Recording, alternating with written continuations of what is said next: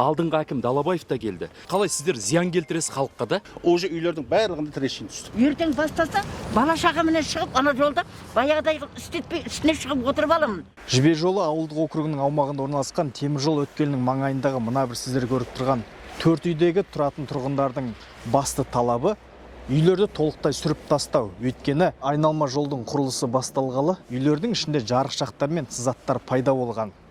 Тұрғындардың айтуынша, оған кінәлі Қазавтожол ұлттық компаниясы. Біз бүгін жергілікті халықтың базынасын тыңдап, Қазавтожол ұлттық компаниясының өкілін арнайы шақырып, басты себебін анықтауға тырыстық.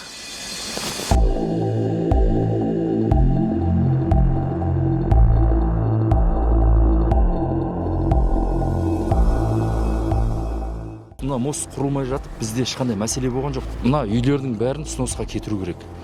Потому что мына мост Қазавтожол мост жасап жатқанда, мына үйлердің бәрі 1000 штук жерді тесті да, мына шеттің бәрін тесіп тастады. Барлығы жер тесік. Бұл жерді тескен кезде кеше землетрясение секілді бүйтіп үйреніп қалғанбыз, шайқалып отыратын. Мына үйлердің бәрі жаңа өздерің көргендей, көрдіңдер ме видеоға түсіріп. Барлығы фундаменттен тес жарылып, трещина жатыр. Скотчтап қойып, суық жел өтеді деген. Біздің мәжіміз мына үйлерді кетіру керек. Бізге басқа нан, су сұрап жатқан жоқпыз. Потому что біздің қолымызға мынандай государственный нужда деп қағаз берген, үйлердің сносқа кетеді деп. Біз бұдан алдыңғы әкім басшыларды қазір жұмыстан кетті ғой орнынан. Солар шақырғанбыз біз мына үйлер осылай жағдай мынандай болып жатыр, үй құлайын деп жатыр, трещина болып жатыр деп. Иә, үйлерің кетеді сносқа деп бізге айтқан ол кісілер. А бірақ оның уже қанша 4 жыл ма, қанша жыл өтті? 4 жылдың ішінде уже мына үй кәдімгі құлауға келді ғой, көрдіңдер ғой жаңа видеоға түсіп. Ал енді мына үй құлап уже жасау невозможно болғаннан кейін бұлар келеді да сендерге бізге керегі жоқ дейді. Мосттың болсын, акимат болсын бәрі айтады да. Бізге керегі жоқ болып қалыппыз мына жерде. Үйіміз құлайын деп жатыр ғой негізі. Көпір басталды. Үйлердің барлығы мына вибрация береді екен ғой. Мынаны тескенде, мына жерде 1500 тесіктей бар, Нұрғали дұрыс айтып отыр. Сол тескенде мына үйлердің барлығы быт-шыт болып жарылды. Ана бер жақтан кірген құс ар жағына шығып кетеді түсіп. Иә, сондай болды. Енді бізден хабарлатын адам жоқ, біздің үйлерімізді сносқа жіберсін. Біздің талабымыз сол. Осы жерде отырған отырықшы мына тұрғындардың барлығының талабы сол, біздің үйімізді неге жіберсін, сносқа жіберсін. Енді былайынша өзіңіз де ойлап қараңыз. Мынау темір жол үйге тиіп тұр. Мына көпірді әкеліп салды, міне 30 метр шықпайды үйге. Тиіп тұр. Мына жағымыз асфальт жол. Біз островта қалдық атауда. Жол жоқ.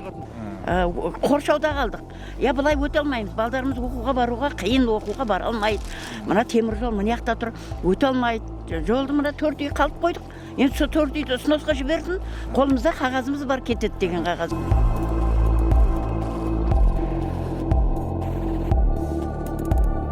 Енді мына жоба бойынша, экспликация бойынша мына үйлер кірмеген ғой.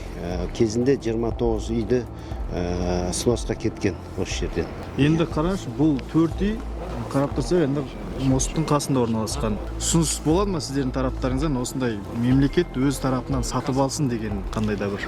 Жоқ, бізде жаңа айтып тұрмын ғой, 35 метр осевойдан біздің полосатып оды деген болады. Сол бойынша снос жасаған. Мына үйлер ол границаға кірмей тұр. Сондықтан ол жергілікті атқарушы органдарға қарайды мына жерлер. Біздің жерге кірмейді бұлар. Енді қараңыз, сіздер құрылыс жұмысын бастағаннан кейін үйлерде жаңағы жарықшақтар, сондайлар пайда болған. Енді оларға кім жауапты дегенде ғой? Енді оны аварийный технический заключение алу керек. Мына жерде темір жол бар, мына қазір автомобиль жол. Мүмкін бұл жерде санитарный зона болады ма, білмеймін оны. Енді оны атқарушы органдар қарау керек қой, местный исполнительный орган дейміз. Темір жолдан болса, например, темір жолдан деп айтып жатсыз ғой.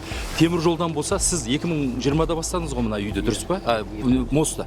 Біз 2020-дан бері акиматқа ешқандай жалпы жасаған жоқпыз. Потому что темір жол өзіңіз де кеше көрдіңіз, қазір де өтіп жатыр темір жолда. Біз бір жасамадық жалпы. Біз осы мостты жасадыңыздар, біз мостқа да жалпы жасамадық. Басында ше келді, өш жердің бәрін қоршап тастады, ограждение бәрін бар ғой. Үндемедік. Жерді мына жерде бұрғылап отқан кезде мына үйлер 30 метр. Бүйтіп қалтырап тұрған өздері өсіп тұрып та көрді. Жұмыс істеңдерші деп. Енді қалай сіздер зиян келтіресіз халыққа да? Сіз айтасыз, біздің шатағымыз жоқ дейсіз да? Ол қалай болған сонда? Осы жерде өзі айналдырған 4 үй, сол 4 үйдің қожайындарын айту бойынша сіздердің тараптарыңыздан бір қандай да бір хат жолдану керек дейді. Енді ол сол жұмыс атқарылған. Иә. Жоқ, оның бәрін заң бойынша жасау керек қой. Қарап шығайық, ол қандай ұсыныс болса береміз. енді бізде қазір біз тарапымыздан ана эксперттерді шақырайық, эксперт қарап шықсын, обследование жасасын, сосын көрейік. Енді білмеймін, біз жаңа Қазақстан дейді, енді біз президентке шығамыз ба, депутаттар шақырып нерде жүрсе мосттың үстінде, енді мостқа шығып жиналыс жасау керек па жоғарыға көру үшін да? Басқа выход қалмады бізде. Ертең бастаса, бала шағаменен шығып, ана жолда баяғыдай істетпей, үстіне шығып отырып аламын. Өлсем өліп кетейін, 70-ке шықтым, болды, жасадым, үстінде жұмыс істетпеймін. Кранның астында отырам ба, отырып аламын, мына үйімнің сносқа жібермесе. Осы жол қылды, не қылса да жолдың зияны тиіп отыр бізге. Тұрғындардың шағымы мен Қазавтожол ұлттық компаниясының өкілі айтқан мәлімдемені ескере келе, біз қазір Қарасай аудандық жер қатынастар бөліміне арнайы келдік. Бөлім басшысы Ғазиз Малдыбаевтан аталған жайтқа қатысты түсінік беруін сұрап көреміз. Қазақстан Республикасы жер кодексінің 84-85 бабына сәйкес жібек жолында орналасқан республикалық маңызы бар автомобиль жолын айналып өту жұмыстарын іске асыру мақсатында Қарасай ауданының әкімдігімен 2020 жылдың 5 ақпанында нөмір 20 қаулы қабылданған болатын. Яғни бұл жерде тапсырыс беруші Алматы облыстық филиалы Қазавтожол ұлттық компаниясы акционерлік қоғамы болып табылады. Қазавтожол ұсынған экспликацияға сәйкес 29 жер учаскесі мемлекеттік мұқтаж үшін иеліктен шығаруға жатады. Қазіргі уақытта аталған барлық жер учаскелері толық сатып алынған.